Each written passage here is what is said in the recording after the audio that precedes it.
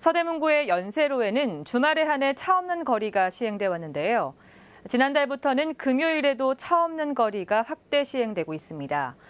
그런데 일부 상인들이 차 없는 거리 확대에 반발하고 나서 한 달여가 지난 지금도 잡음이 끊이지 않고 있습니다. 보도에 오신영 기자입니다. 서대문구는 지난달 4일 연세로의 주말 차 없는 거리를 금요일로 확대했습니다. 차량의 출입을 막고 보행자들이 자유롭게 드나들 수 있도록 해 상권 활성화를 기대한 겁니다. 하지만 차 없는 거리 확대는 시행 전부터 일부 상인들의 반발이 제기됐습니다. 상인들은 도로를 폐쇄하는 것이 오히려 상권을 죽이는 행정이라는 주장입니다. 사람이 걸어서 오는 장소가 있고 차를 몰고 올 수 있는 장소가 있는데 신촌이라는 데는 유일하게 차를 몰고 와야 될 장소인데도 불구하고 차 없는 거라는 그 타이틀 하나 가지고 계속 이렇게 밀어붙인다면 상인은 과연 누구를 위해서 장사를 해야 되고. 연세로 차 없는 거리가 금요일로 확대 시행된 지 한 달여. 하지만 일부 상인들은 여전히 반대 입장을 보이면서 잡음이 이어지고 있습니다.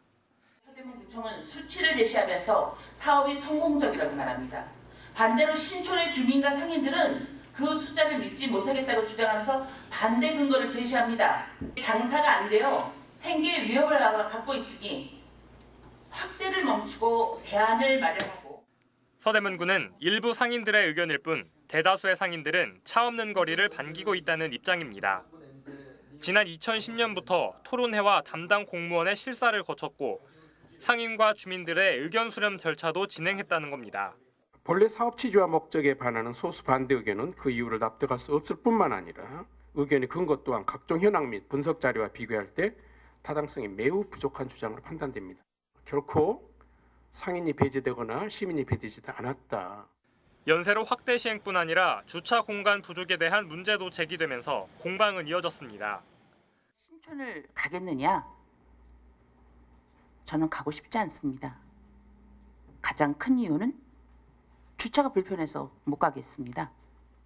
고객들이 신촌을 이용하지 않으려는 그런 마음인데요. 이런 이용자의 마음을 읽지 못했기 때문에 그 지역의 사설 주차장 텅텅 비어 있습니다. 주차 공간이 없어 주차가 안 되는 것이 아니고 주차 문화에 문제가 있는 것입니다. 그리고 당연히 수익자 부담의 원칙 적용돼야 되는 거 아닙니까? 시민의 건전한 상식을 통해서. 한편 서대문구는 앞으로 연세로를 전면 차 없는 거리로 확대할 계획입니다. 하지만 이번 논란이 차 없는 거리 확대 시행 한 달여 만에 나온 것이어서 상인들과의 갈등은 끊이지 않을 것으로 보입니다. 딜라이브 서울 경기 케이블 TV 오신영입니다.